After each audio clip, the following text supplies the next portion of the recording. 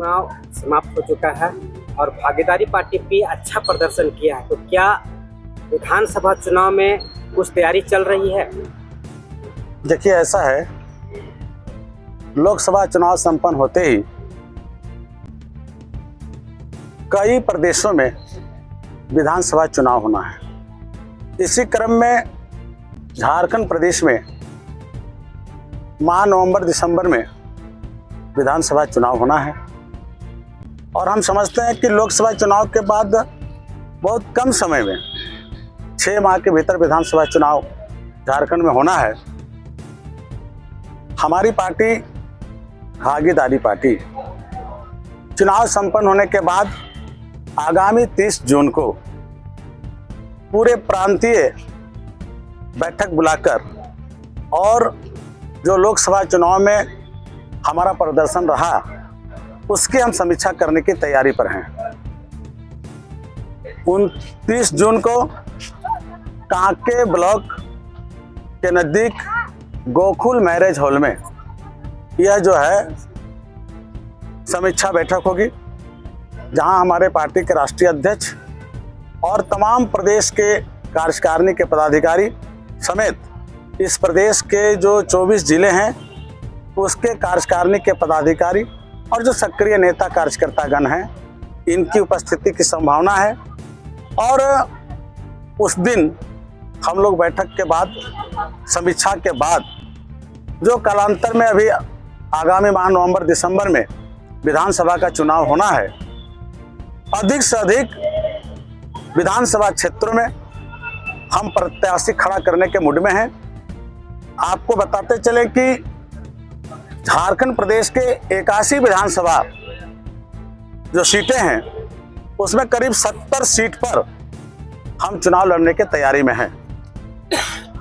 और जिस तरह का रुझान झारखंड प्रदेश के अंदर भागीदारी के सवाल पर, हिस्सेदारी के सवाल पर आज जनता जनार्दन का झुकाव भागीदारी पार्टी को बढ़ा है, हमको लगता है कि आने वाला बहुत कम समय में इस प्रदेश के अंदर भागीदारी और हिस्सेदारी के सवाल पर जनता गोलबंद होकर, एकजुट होकर और राजनीतिक हिस्सेदारी के सवाल पर खड़ा होने के कगार पर है। लोकसभा चुनाव देश मुद्दों पर लड़ा जाता है, विधानसभा स्थानीय समस्याओं पर लड़ा जाता है। क्या समस्या रहेगी आपका विधानसभा चुनाव लड़ने? देखिए, आपको हम एक बात साफ साफ बताते हैं। जब एकीकृत बिहार से 15 नवंबर 2000 को यह झारखंड प्रदेश का गठन हुआ था, तो जब एक लंबी लड़ाई लड़ी जा रही थी झारखंड प्रदेश के गठन के लिए, उस समय सैकड़ों हजारों लोग जो हैं इस प्रदेश के अंदर खून बहा के इस प्रदेश का गठन किया। लेकिन आज 24 साल हो गए झारखंड प्रदेश का गठन हुए। जो सपना झारखंड प्रदेश के अंदर रहने वाले जनमानस के जो दफ्तर हैं चाहे ऑफिस हो, आज वहां पर बिना पैसा का कहीं कोई काम नहीं हो रहा है। हम आपको स्पष्ट बता देते हैं, झारखंड प्रदेश में आज आप चले जाइए 260-63 जो ब्लॉक हैं, यहाँ ऑनलाइन के नाम पर, खुल्लम खुल्ला ऑनलाइन के नाम पर प्रति डिसमिल 1000 रुपया सर्किल अफसर मांगता है, राजस्व कर्मचारी मांगते हैं, सर्किल इंस्पेक्टर मांगते हैं। तो अगर कोई गरीब आदमी 5 एकड़ जिसका जमीन पे ऑनलाइन नहीं हुआ और अगर ऑनलाइन कराने के नाम पर प्रति डिसमिल 1000 रुपया मांगा जाए तो गरीब आदमी 5 लाख रुपया कहाँ से देगा? तो हमको लगता है कि इस प्रदेश में केवल यहाँ लूट मचा है। और लूट इस बात का मचा है, जल जमीन जंगल के सवाल पर तो आप देख रहे हैं कि डेली जमीन का लूट मचा है। आप भ्रष्टाचार का आलम की बात वही, हम जिस दफ्तर में यहाँ पर खड़े हैं, ये रिकॉर्ड रूम है, यहाँ आप देख लीजिए प्रत्येक दिन कम से कम 500 खतियान इशू होता है।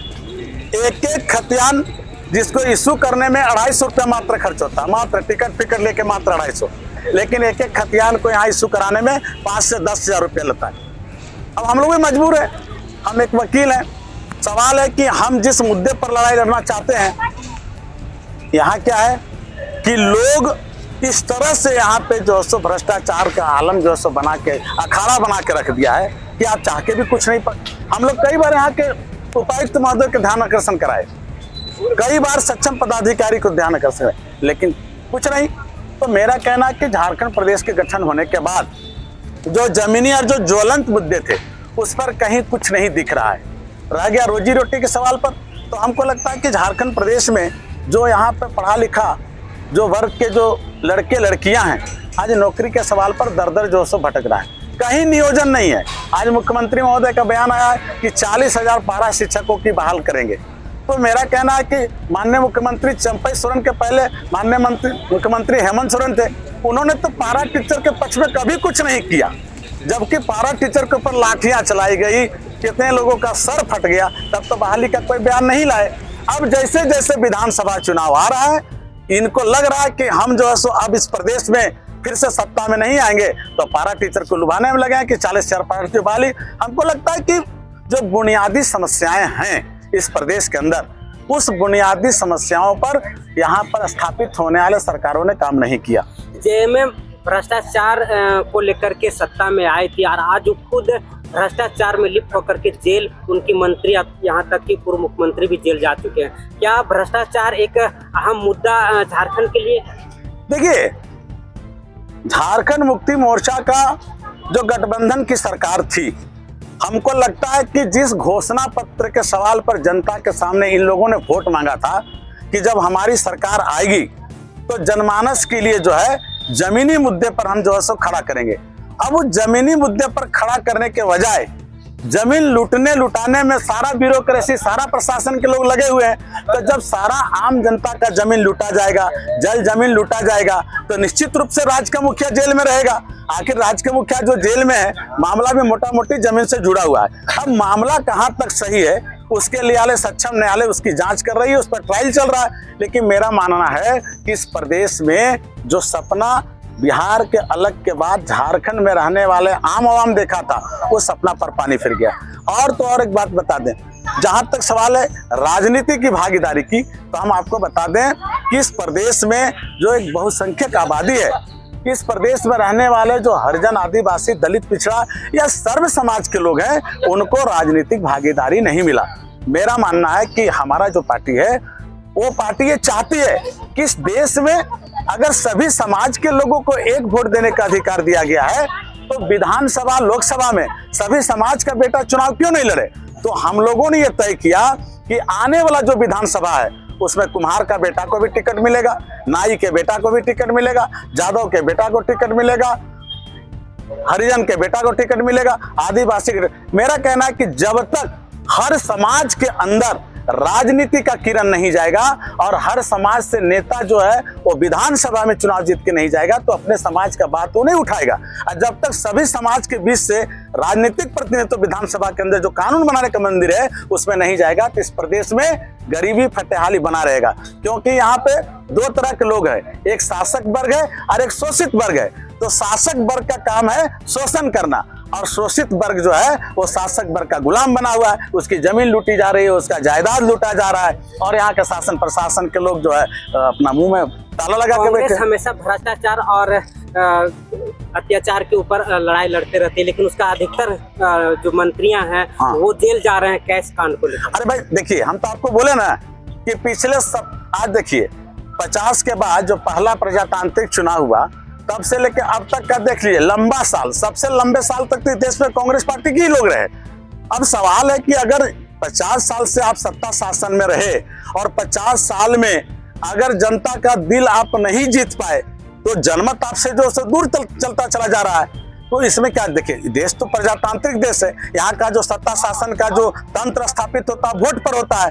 तो मेरा ये मानना है कि आम जो चुनाव होते हैं और आम चुनाव में यदि जनता आपको इग्नोर कर रही है, इसका मतलब कहीं ना कहीं जनहित के सवाल पर आप जो है सो अच्छी नीति नहीं बना पा रहे थे। तो मेरा ये मानना है कि आने वाला दिन में इस प्रदेश को एक सशक्त जो है सो सरकार की जरूरत है, जहां से इस प्रदेश में रहने वाले जो इस राज्य के अंदर भ्रष्टाचार चरम सीमा पर है। तो कालांतर में मेरा सीधा सीधा मानना है कि इसमें जनता भी दोषी है, जनता भी दोषी है। अभी आप देख लीजिए, औने पौने में दारू पे जमीन बेच रहा है, दारू पी रहा है, मीट खा रहा है। भाई सवाल है कि जब आप दारू पी लोगे, मीट खा लोगे, अपना जमीन स्वतः दे दोगे, कल आपके ऊपर अत्याचार होगा और आप बोलिएगा हमसे लूटा गया। नहीं, यहाँ जनता भी दोषी है और जनता इसलिए दोषी है क्योंकि सामाजिक जो न्याय की बात है। उसके समाज में पढ़ा लिखा वर्ग जो है सो चुनाव नहीं लड़ता है, उसके समाज के जो पढ़ा लिखा जो नौजवान राजनीति में इंटरेस्ट नहीं रखता, वो केवल पेट भरने का बात सोचता है। तो इस प्रदेश में जब तक राजनीतिक क्रांति नहीं आएगा, सामाजिक भागीदारी नहीं आएगा, सभी जातियों में राजनीतिक हिस्सेदारी नहीं होगा, तब तक व्यवस्था परिवर्तन का क्रांति प्रदेश में नहीं होगा। विधानसभा का चुनाव आने वाला है, क्या संदेश देंगे झारखंड वासियों? देखिए, हम तो यही संदेश देंगे कि पिछले 24 साल में जो विधानसभा के चुनाव हुए और 24 साल के चुनाव में सबसे ज्यादा भ्रष्टाचार बढ़ता ही जा रहा है।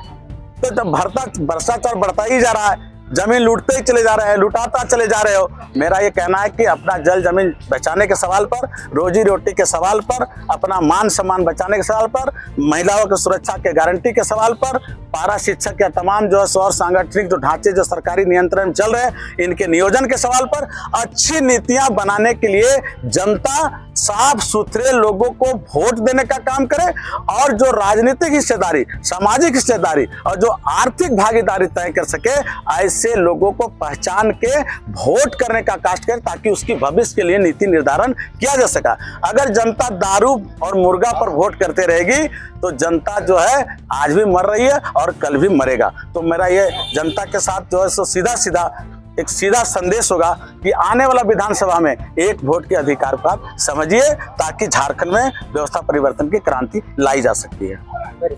श्याम बिहारी प्रजापति, अधिवक्ता, सब प्रदेश अध्यक्ष, भागीदारी पार्टी, झारखंड।